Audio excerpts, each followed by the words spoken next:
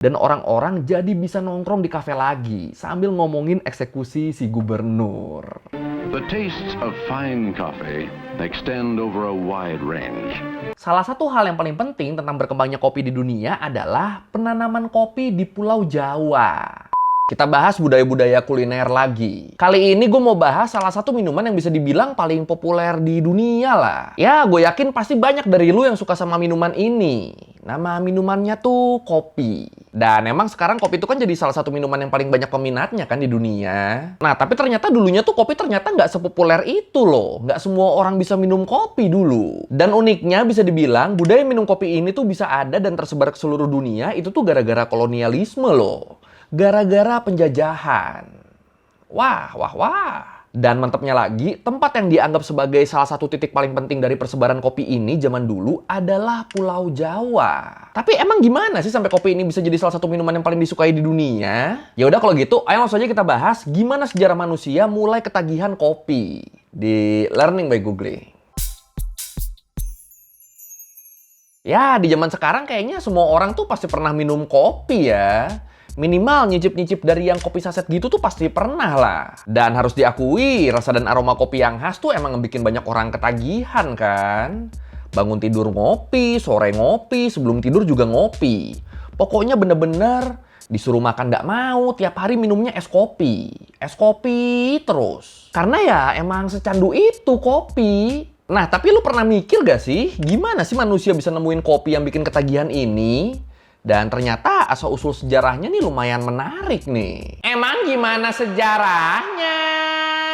Jadi ada beberapa cerita berbeda nih tentang gimana awalnya kopi bisa ditemukan dan dikonsumsi sama manusia. Cerita pertama, cerita yang paling terkenal adalah cerita tentang Khalid atau Kaldi, si penggembala kambing. Jadi kalau menurut Britannica, di sekitar tahun 850 Masehi di Ethiopia, Khalid tuh lagi ngembalain kambing-kambingnya buat merumput di dataran tinggi yang namanya Kaffa. Nah, waktu dia lagi duduk-duduk nyantai, Khalid tuh ngeliat kok kambing-kambingnya ini jadi aneh ya.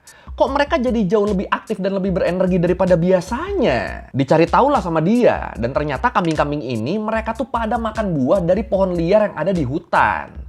Yang bentuk buahnya tuh mirip-mirip kayak beri merah gitu. Penasaran dong Khalid di sini. Dia penasaran, akhirnya dipetik tuh buahnya sama dia, terus dia gigit.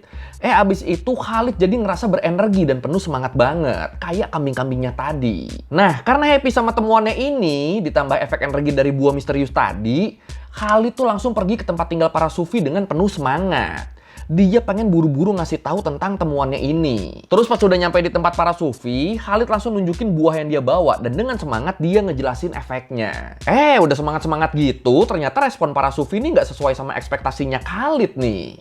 Para sufi malah nganggep kalau buah itu buah setan. Karena ngasih efek yang terlalu ajaib di masa itu. Makanya akhirnya buahnya dilempar tuh ke bara api tuh. Tapi kok terus waktu buahnya kebakar di bara api, kok itu buahnya malah jadi wangi banget ya?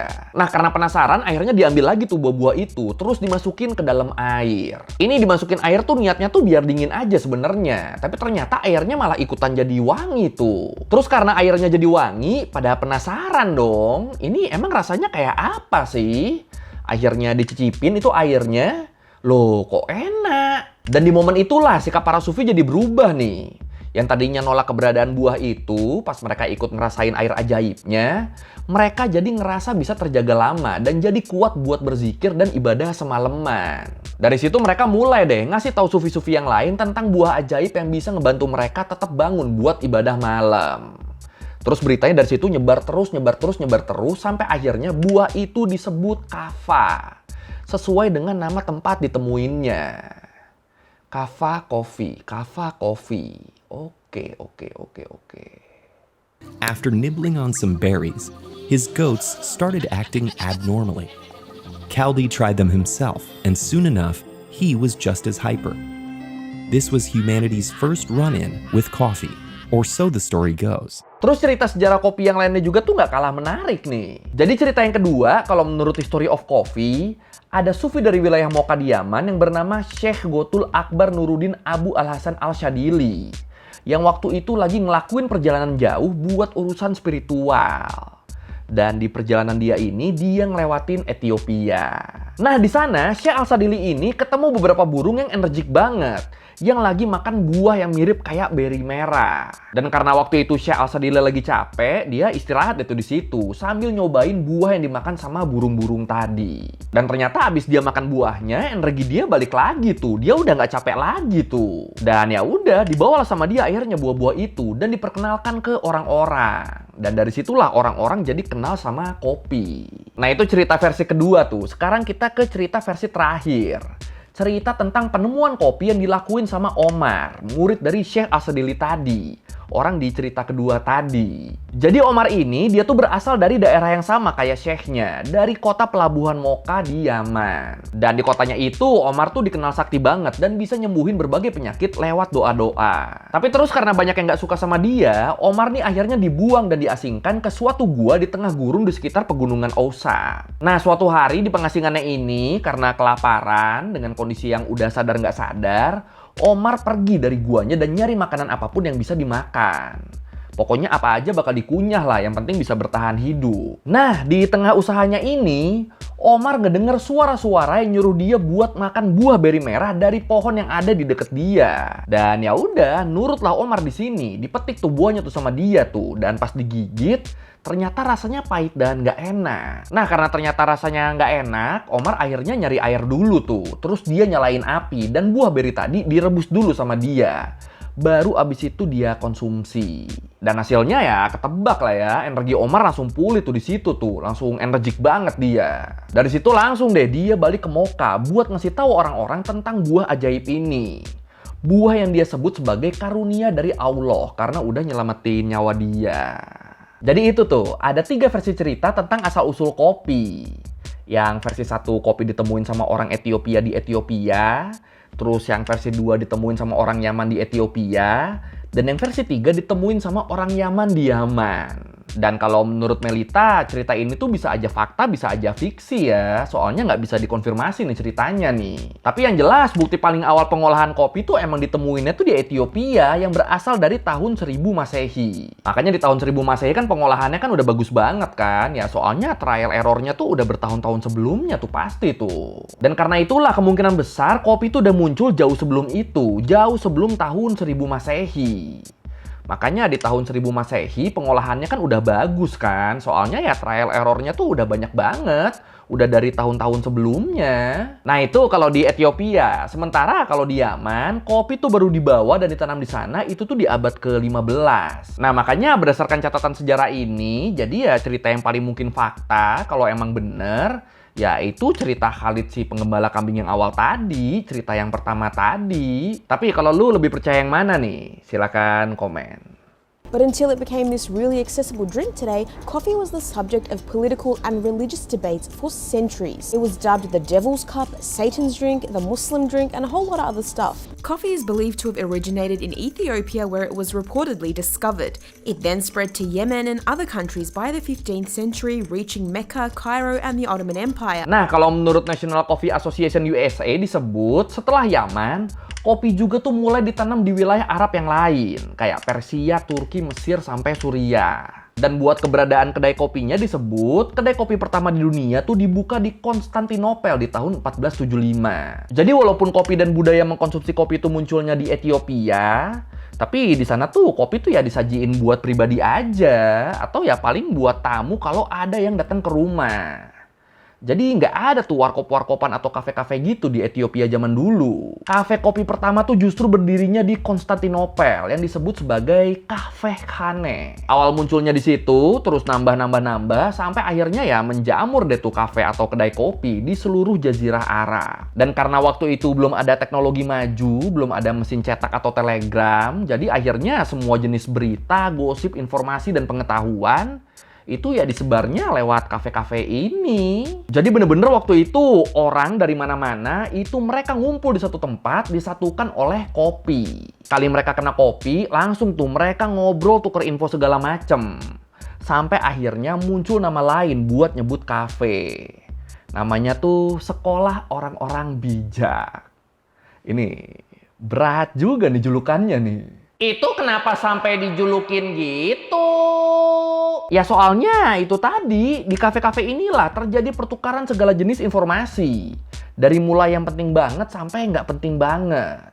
Jadi ya apa itu sosmed? Kafe dong. Sampai-sampai kalau menurut Ancient Origins, karena kafe sepopuler itu dan banyak kafe yang ngadain pertunjukan juga buat narik pengunjung, akhirnya di tahun 1511, Gubernur Mekah ngebanet dan nutup kafe-kafe di sana. Dan hal ini juga disetujuin sama Sultan Khoir yang waktu itu lagi ngejabat. Kenapa jadi di-ban? Jadi si gubernur ini nge-ban kafe dengan alasan soalnya kafe tuh udah jadi tempat berbuat dosa.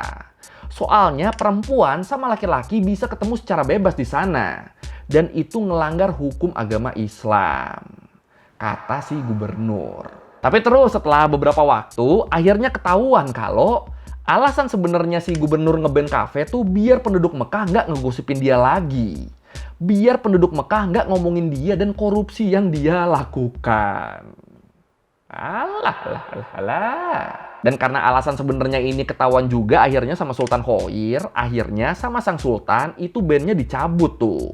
Terus si gubernur dia dihukum mati karena korupsi. Dan orang-orang jadi bisa nongkrong di kafe lagi sambil ngomongin eksekusi si gubernur. Seru sih ya? Coffee became especially widespread in Ottoman lands during the era of Suleiman the Magnificent in the 16th century, and thanks to the Ottomans, coffee houses started popping up in the region. They were places where people could meet and talk while sipping on that black cuppa. Nah, karena orang Arab zaman itu segitu sukanya sama kopi, akhirnya banyak pengunjung dari negara lain, entah itu pedagang, musafir, atau orang yang lagi naik haji dan umroh, yang jadi kena influence kopi juga, yang waktu itu dikenal sebagai wine Arab. Dan ya udah, dari situ kopi mulai nyebar tuh ke negara-negara lain tuh, termasuk ke Eropa. Dan yang paling menarik nih, kalau menurut The Collector, salah satu hal yang paling penting tentang berkembangnya kopi di dunia adalah penanaman kopi di Pulau Jawa. Kenapa bisa penting? Jadi waktu itu para pedagang Eropa yang singgah di Arab, mereka tuh pengen ngebawa kopi ke negara mereka. Termasuk di sini VOC dari Belanda, yang waktu itu jadi salah satu perusahaan dagang terbesar. Nah, dari situ setelah mereka dapat bibitnya, VOC ini nyoba buat nanam kopi di negara mereka. Tapi selalu gagal tuh. Terus Inggris juga lewat EIC, mereka juga nyoba nanam kopi di India. Dan ya berhasil sih, tapi ya nggak sesukses itu. Pokoknya gagal terus, sampai akhirnya di tahun 1690, VOC nyoba nanam pohon kopi pertama di Pulau Jawa. Dan ternyata ini sukses besar nih. Jadi itu tuh, sebelum kopi dibawa ke Brazil atau negara lain, Pulau Jawa tuh udah jadi penghasil kopi terbesar dan tersukses. Yang hasil panennya tuh diekspor ke seluruh Eropa. Bener-bener waktu itu yang namanya kopi Jawa tuh itu terkenal dan diminatin banget sama orang-orang dari seluruh penjuru dunia. Sampai akhirnya muncul nama lain tuh buat nyebut kopi tuh. Kopi akhirnya disebut juga Java. Yang artinya ya Jawa. Jadi kalau kata kopi itu awalnya dari kava, dari tempat ditemuinya di Ethiopia. Kalau Java itu dari Jawa. Walaupun ya dua-duanya sama-sama kopi ya. Nah kalau lu ingat dulu kan ada aplikasi yang namanya Java kan. Yang gambarnya cangkir kopi gitu kan. Ya itu karena Java tuh nama lain dari kopi. Terus dari Jawa, kopi dibawa lagi ke Eropa. Dan ditanam di negara-negara jajahan Eropa lainnya. Kayak Brazil, Vietnam, sama Kolombia. Negara-negara yang sekarang jadi 3 negara penghasil kopi terbesar di dunia. Sementara kita, Indonesia, sekarang ada di nomor 4 tuh. Jadi kesusul ya. European travelers who would visit the Near East would bring back stories of an unusual dark black beverage, and by the 17th century, coffee entered the chat in Europe and became popular across the continent. Nah, buat di Eropa, kalau menurut History Extra, saking ketagihannya sama kopi, para bapak-bapak di Eropa waktu itu tuh sampai pada jarang pulang loh. Soalnya mereka pada nongkrong di kafe sama temen-temennya. Dan akhirnya ini ngebikin para perempuan waktu itu pada demo. Dan mereka ngajuin petisi wanita melawan kopi. Bener-bener sampai segitunya. Karena waktu itu kopi itu dianggap merugikan buat mereka dan anak-anak mereka. Karena bapaknya jadi jarang pulang kan. Aduh, lucu banget lagi, nggak tahan gue, gila. Terus selain itu, efek buruk lainnya, kopi juga tuh meningkatkan perbudakan di negara-negara jajahan Eropa di Asia, Afrika, dan Amerika Selatan. Ya soalnya jadi makin banyak kan tenaga kerja yang dibutuhin buat negara perkebunan kopi yang permintaannya tuh tinggi banget. Makanya akhirnya jadi makin banyak juga tuh budak-budak yang dipekerjakan. Tuh. Tambahan dikit, masih tentang sejarah kelam kopi nih. Kalau menurut The Arty World, waktu kopi pertama kali nyampe Eropa, tepatnya di Venezia di tahun 1615, sama orang-orang Katolik di sana, kopi tuh langsung dicap sebagai ciptaan pahit iblis yang ngebawa aroma-aroma Islam. Waduh. Ini isunya bener-bener makin hari makin rame nih dan bikin masyarakat makin resah. Soalnya ya mereka kan suka sama kopi ini tapi takut jadi masalah kalau minum kopi. Sampai akhirnya Paus Clemens ke-8 mutusin buat nyobain sendiri. Biar dia tahu ini bener nggak barangnya setan. Biar bisa diputusin ini barang yang namanya kopi ini harus di-ban apa enggak nih. Dan hasilnya beliau suka dan ngizinin kopi buat beredar. Bahkan yang unik nih Paus Clemens ke-8 sempat bilang, "Minuman iblis ini sungguh lezat. Sayang sekali jika yang bisa menikmatinya hanya orang kafir. Makanya kita harus menipu iblis dengan cara membaptis kopi ini." Dan dari situlah Paus Clemens ke-8 jadi dikenal sebagai paus yang membaptis kopi. Dan akhirnya kopi makin nyebar nih di Eropa. Gila, awalnya gitu ya ternyata ya. It was so controversial that Pope Clement VIII intervened and wanted to taste it for himself to decide whether it should be banned or not. He liked what he got, and so he gave it papal approval. Terus buat di Amerika, kalau menurut PBFY, minum kopi tuh jadi simbol patriotisme di sana. Soalnya setelah aksi Boston Tea Party di tahun 1773, waktu Amerika ngebrontak melawan Inggris dengan cara ngebuang ratusan peti berisi teh ke laut, dari situ orang yang minum teh tuh jadi dianggap sebagai pengkhianat dan nggak patriotis. Jadi dari situ, kalau emang patriotis ya minumnya kopi, jangan minum teh. Soalnya kalau teh kan itu identik sama Inggris kan. Dan ini awalnya cukup dilema sih. Soalnya ya waktu itu kan orang Amerika tuh lebih suka teh kan dibanding kopi. Tapi karena aksi ini, konsumsi kopi di sana tuh jadi melonjak. Dan ini terus berlanjut sampai sekarang. Iya, sekarang disebut 75% kafein yang dikonsumsi orang Amerika tuh itu berasal dari kopi. Dan Amerika juga jadi negara dengan konsumsi kopi terbanyak di dunia. Sekitar 145 miliar cangkir per tahunnya. Ya, banyak sih ini ya. Terus kalau buat konsumsi kopi per kapitanya, per orang per tahunnya, itu dikuasain sama negara-negara Nordik yang dipimpin sama Finland. Iya, jadi di Finland setiap satu orangnya tuh minum kopi sampai 12 kg per tahunnya. Baru abis Finland disusul sama Norway, Iceland, dan Denmark. Dan saking banyaknya pecinta kopi di dunia, usaha kafe tuh jadi industri restoran dengan pertumbuhan paling cepat dibanding makanan atau minuman lain. Dengan pertumbuhan tahunan sebesar 8%. Ya bener-bener kan orang sekarang kan es kopi terus. Jadi ya gitu ya, dari dulu sampai sekarang kopi tuh emang spesial banget. Emang selalu banyak peminatnya. Dan sekarang jenis kopi tuh kan udah macem-macem kan. Dilihat dari teknik brewnya, jenis bibitnya, campuran rasanya, ya pokoknya banyak banget lah. Makanya pantas aja mereka jadi industri kuliner dengan pertumbuhan tercepat ya. Tapi di sini ada nggak sih yang nggak suka sama kopi, yang sama sekali nggak bisa gitu minum kopi? Atau udah pada ketagihan semua lu? Ayo, silakan komen. The tastes of fine coffee extend over a wide range. Around the world they drink this beverage in its many exotic forms.